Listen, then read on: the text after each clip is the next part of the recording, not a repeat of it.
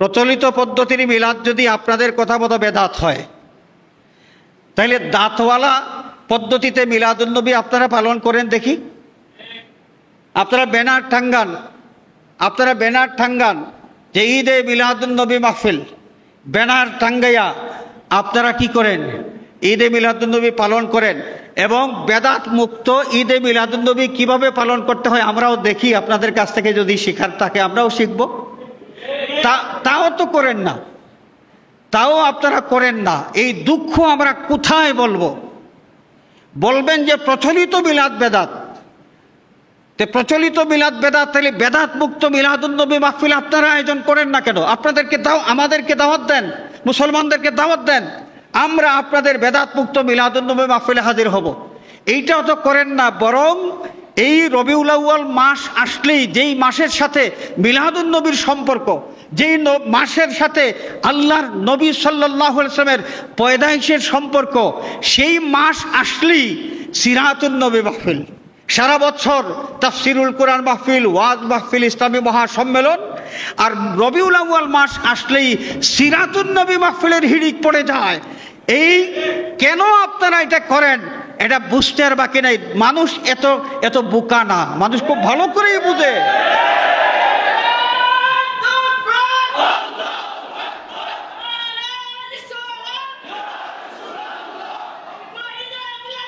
জিন্দাবাদ। হাজিরিন কেরাম, মানুষ ভালো করেই বুঝে যে মিলাদুন্নবীকে টেক্কা দেওয়ার জন্য এবং মিলাদুন্নবীর থেকে মানুষকে ফিরানোর জন্যে, ওই যে কাবা শরীফ থেকে মানুষকে ফিরানোর জন্য আব্রাহা বাদশাহ যেভাবে ইয়ামানে একটা ঘর তৈরি করেছিল, সুন্দর করে নকশা করে, দামি দামি পাথর দিয়া, কিন্তু সে ব্যর্থ হয়েছে, পারে নাই। কাবা শরীফ থেকে মানুষকে ফিরাইতে পারে নাই। তা আপনারা মিলাদুন্নবীর মাসে সারা বছর আপনি সিরাতুন্নবী করলেন না, মিলাদুন্নবীর মাসে এসে সিরাতুন্নবী মাহফিল এই ব্যানার টাঙ্গাইয়া মানুষকে কি বুঝাইতে চান? যে মিলাদুন্নবী কিছু না, সিরাতুন্নবী পালন করতে হবে। আমি আপনাদের সামনে একটা কথা না বললে নয়।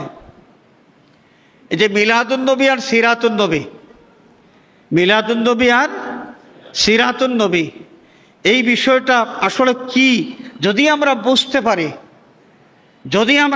পারি, তাহলে এই হকিকতটা আমাদের কাছে স্পষ্ট হইলে আমাদেরকে কেউ আর মিসগাইড করতে পারবে না। প্রথম কথা দুঃখের সাথে বলতে হচ্ছে, কিছু ভাই, কিছু বুজুর্গ ব্যক্তি তারা অপবাদ দেন, মিলাদুন্নবী যারা পালন করে এরা সিরাতুন্নবী মানে না। মিলাদুন্নবী যারা পালন করে তারা সিরাতুন্নবী মানে না। এই কারণে তারা সিরাতুন্নবী পালন করেন রবিউল আউয়াল মাস। কতদিন? 1 মাস। বছরে বাকি থাকলো আর কয় মাস? 11 মাস। বাকি 11 মাস আর সিরাতুন্নবী লাগবে না, নাকি? না লাগবে। সিরাতুন্নবী সকাল 10 ঘটিকা হইতে রাত 11 ঘটিকা পর্যন্ত, বাকি সময় আর সিরাতুন্নবী লাগবে না। হাজিরিনে কেরাম, এবারে আসেন সিরাতুন্নবী কাকে বলে আমরা একটু বোঝার চেষ্টা করি। সিরা আন-নবী, এখানে 2টা শব্দ। সিরাতুন, এই শব্দের কি অর্থ? আরবি অভিধান যদি আমরা খুলি তাহলে আমরা দেখব আস-সিরাতু আল খাসলাতু, আস-সিরাতু আত-তরিকাতু, আস-সিরাতু আশ-শরীআতু, আস-সিরাতু আল আখলাকু, আস-সিরাতু আস-সুন্নাতু। সিরত শব্দের এই অনেকগুলো অর্থ আছে। নবীর সুন্নত, নবীর শরীয়ত, নবীর আদত, নবীর তরিকা, পথ পদ্ধতি, নবীর শরীয়ত, নবীর চরিত্র ইত্যাদি। এবারে আপনারা বলুন, নবীর তরিকা, নবীর সুন্নত, এটা কি বক্তব্যের মাধ্যমেই এটা পালন হয় নাকি আমলের মাধ্যমে করতে হয়? আমলের মাধ্যমে করতে হয়। আর আমল আমরা কতদিন করব? রবিউল আউয়াল মাস, সকাল 10টা থেকে রাত 11টা পর্যন্ত, তাইলে 12 মাস। কত সময়? 24 ঘন্টা। এমনকি আপনি যখন ঘুমাইবেন, ঘুমানোর মধ্যেও সিরাতুন নবী আছে। আপনি যখন বাইতুল খালায় যাবেন, আপনি যখন ওয়াশরুমে যাবেন, সেই ওয়াশরুমে যাওয়ার ক্ষেত্রেও সিরাতুন নবী কি আছে। আপনি ব্যবসা বাণিজ্য করবেন, ওইখানেও সিরাতুন নবী আছে। আপনার স্ত্রী পুত্রের সাথে, আপনার সন্তান সন্ততির সাথে আপনি যে আচার ব্যবহার করবেন, এইখানেও কি আছে? সিরাতুন নবী আছে। এক কথায় একজন মানুষ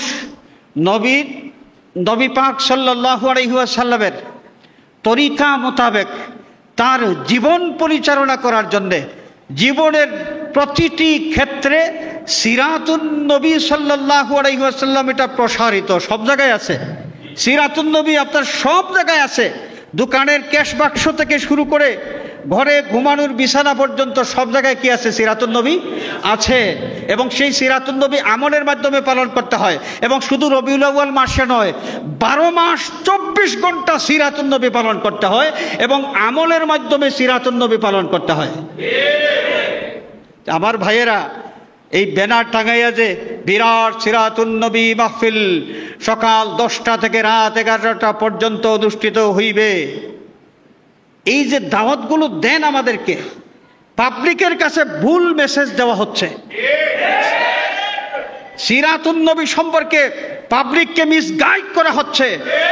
সিরাতুন নবীর আসল মর্ম কি, সেই আসল মর্ম সম্পর্কে পাবলিককে মিসগাইড করা হচ্ছে, বিভ্রান্ত করা হচ্ছে।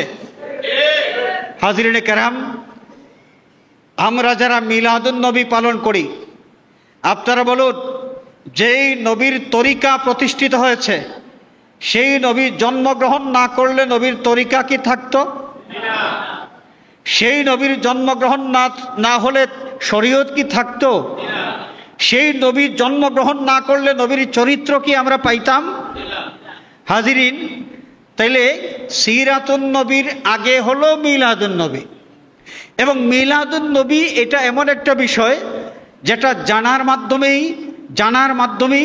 এটা শেষ হয়ে যায়। জানার মাধ্যমেই যে নবীজি সাল্লাল্লাহু আলাইহি ওয়াসাল্লাম পৃথিবীতে এসেছেন, কবে আসলেন, কোন বংশ থেকে আসলেন, তার নসব শরীফ কেমন ছিল, তার বংশমর্যাদা কেমন ছিল, এই নবীর চরিত্র কেমন ছিল, এই নবী পৃথিবীতে শুভাগমন করবার সময় কি অলৌকিক ঘটনাগুলো ঘটেছিল, এই বিষয়গুলো শোনা এবং জানার মাধ্যমেই মিলাদুন নবী পালন হয়। কিন্তু সিরাতুন নবী পালন করতে হলে